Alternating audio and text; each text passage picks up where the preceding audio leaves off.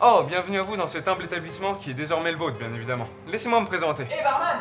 Ah, vraiment, on peut plus accueillir les nouveaux comme il le faut maintenant? Bref, ici au bistrot, on vous raconte toutes les informations web des derniers mois. Alors, il vous sert quelque chose? Bien, que diriez-vous si nous commencions sans plus tarder? Vous êtes au point sur les sorties ciné du moment? Entre ce que vous avez vu et ce qui est à venir, laissez-moi vous présenter la rubrique tournée générale, présentée par Théo. Bonjour à vous, cher Hubert, nous sommes ici pour parler actu. Et ma spécialité, c'est les films. Je vais vous faire découvrir la dernière bande-annonce qui ne sera surtout pas loupée en ce moment. Alors, jingle!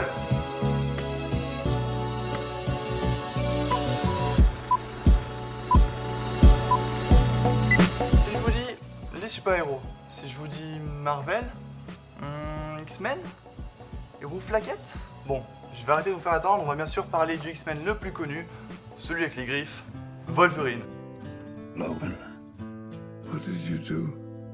Logan, ou le troisième volet des spin-offs sur Wolverine, sortira le 1er mars 2017. Ce sera bien sûr joué par Hugh Jackman, non sans gâcher sa badassitude. Mais alors là, on aura le droit à du très lourd. Un Hugh Jackman vieux et usé, avec un Wolverine vintage western. Dans cette bande-annonce, il y a 3 choses à retenir. Un cyborg, une jeune mutante et un Old Man Logan qui envoie du pâté savoyard. Bien tout d'abord, le cyborg est un méchant dans l'univers Marvel qui s'appelle Donald Pierce. C'est en fait une personne qui veut anéantir tous les mutants. Vient ensuite la jeune mutante. Oui, la jeune fille que l'on voit dans le trailer est aussi une mutante, car Xavier nous le confirme en disant qu'elle est comme Logan. Et selon les théories plus que plausibles, elle serait en fait la nouvelle Wolverine. Et donc, en fait, dans les comics, on la connaît plus sous le nom de X-23. Ce serait en fait un clone de Wolverine lui-même, aussi entraîné, tueuse et badass. Logan, le film, suit les traces de plusieurs comics, notamment Old Man Logan. On suit un Logan rongé par la vieillesse, comme on peut le voir dans le trailer, et on peut aussi voir qu'il a perdu son facteur guérisseur, ce qui annoncerait peut-être son départ des films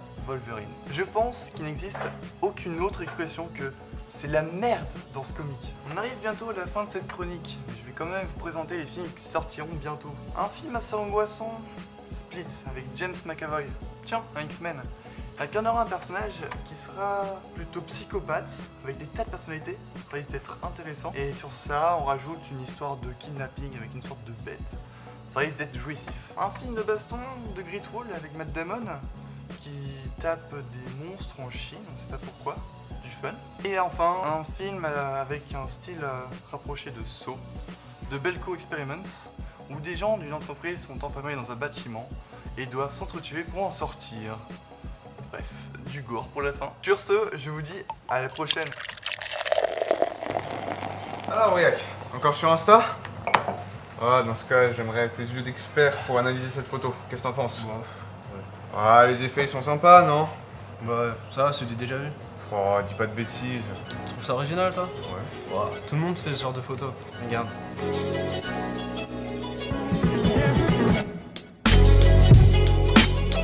« 1834 photos. Hierophante fait pas les choses à moitié. Hierophante, c'est un jeune graphiste lyonnais et il a accepté de répondre à quelques questions.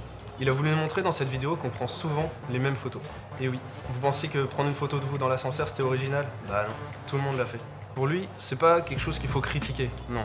Il trouve que c'est plutôt un côté humain qu'on a de vouloir partager les mêmes choses. En tout cas, un travail colossal pour un rendu extra. Entre la recherche d'images, leurs retouches sur Lightroom et Photoshop, le montage et la musique qu'il a composée lui-même, il a fallu près de 2 mois pour faire cette vidéo. On peut facilement imaginer un mouvement de caméra autour de The Rock et de ses muscles énormes. Pardon. La dernière partie de cette vidéo est entièrement composée de photos qui viennent d'une banque d'images. Vous savez, celle où on voit tous ces gens qui sont souriants, tous bien habillés, tous heureux. C'est nous, sur les réseaux sociaux. On montre que le bon côté. Bon, nous, on adore son boulot, donc on vous met le lien dans la description. Allez voir sa chaîne, vous trouverez des clips sympas et de la musique qui envoie du lourd. Alors, ça vous a plu? Dans ce cas, restez avec nous. L'actu jeu vidéo, ça vous tente? Laissez-moi vous présenter Louis, l'expert du game. Oh merci. Oh, bien le bonjour. Bienvenue dans ma rubrique, le petit coin où l'on va parler de jeux vidéo, rien que vous et moi, dans notre bistrot.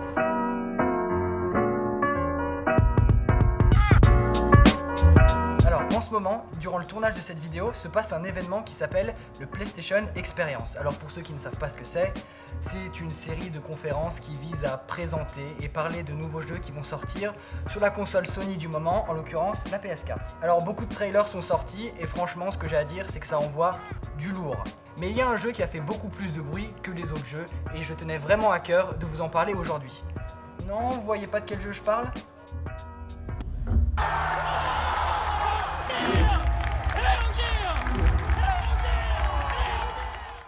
Oui, donc pour ceux qui ne le savaient pas déjà, The Last of Us 2 est bel et bien entré en production. Partie 2. Oui, enfin bon, moi je dis The Last of Us 2, mais en vrai ça se dit partie 2, mais comme si ça allait faire une grosse différence. Bah oui, ça montre que c'est dans la continuité des précédents opus. Enfin bon, hein, tu me laisses continuer? On est bon? Merci. Donc oui, on reprend. Donc je résume très rapidement. The Last of Us est un jeu de type Survival Horror, où on suit un duo de personnages principaux, Joel et Ellie. Donc en ce qui concerne l'histoire du jeu, assez classique, hein, l'humanité a subi un cataclysme de type virus zombie, et les survivants se battent entre eux pour les ressources. C'est la merde. Alors ce trailer, qu'est-ce qu'il donne? Eh bien je dois dire qu'il est carrément sublime. On ressent bien que l'émotion est sur le devant de la scène. La musique, interprétée par notre héroïne qui a vieilli, colle super bien à l'ambiance post-apocalyptique. Et ne soyez pas surpris si vous avez la gorge nouée, car il faut l'admettre, c'est pas la joie. Concernant les images, je n'ai absolument rien à redire. Le studio qui nous a dernièrement livré Uncharted 4 nous a dévoilé des images toujours plus nettes et toujours plus détaillées. Franchement, chapeau bas. T'as pas de chapeau? Maintenant, si on s'intéresse au jeu en lui-même, les développeurs ont annoncé que le ton serait plus axé sur la haine, contrairement au précédent opus, qui lui privilégiait la complicité entre les personnages et l'attachement.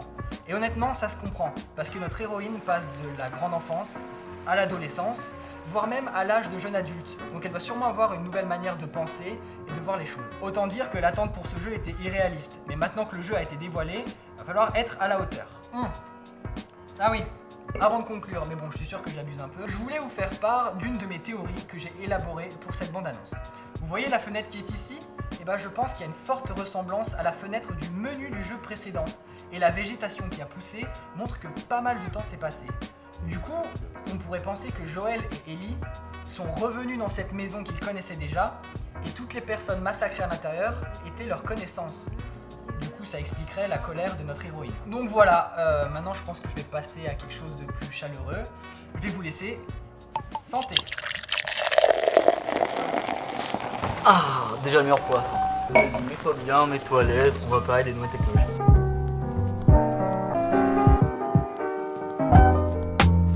Aujourd'hui, je te présente une application super sympa, elle s'appelle Office Lens. Elle est gratuite, elle est sur Android et iOS. Elle est géniale et personne la connaît. Alors à quoi elle sert? Et ben rappelle-toi quand tu as eu la flemme de copier le cours au tableau, ou alors que ton pote t'appelle à des heures indues pour que tu lui donnes son devoir, au mieux de lui refiler une photo toute pourrie avec des textes incompréhensibles, avec Office Lens, t'as juste à prendre la photo, il fait reste. Il va la recadrer, la rogner, modifier l'image pour que le texte soit super lisible. Elle est simple, elle est belle, elle n'a même pas de pub. Du coup je te la conseille carrément et je pense que c'est un outil indispensable pour tous les flemmards d'étudiants que nous sommes.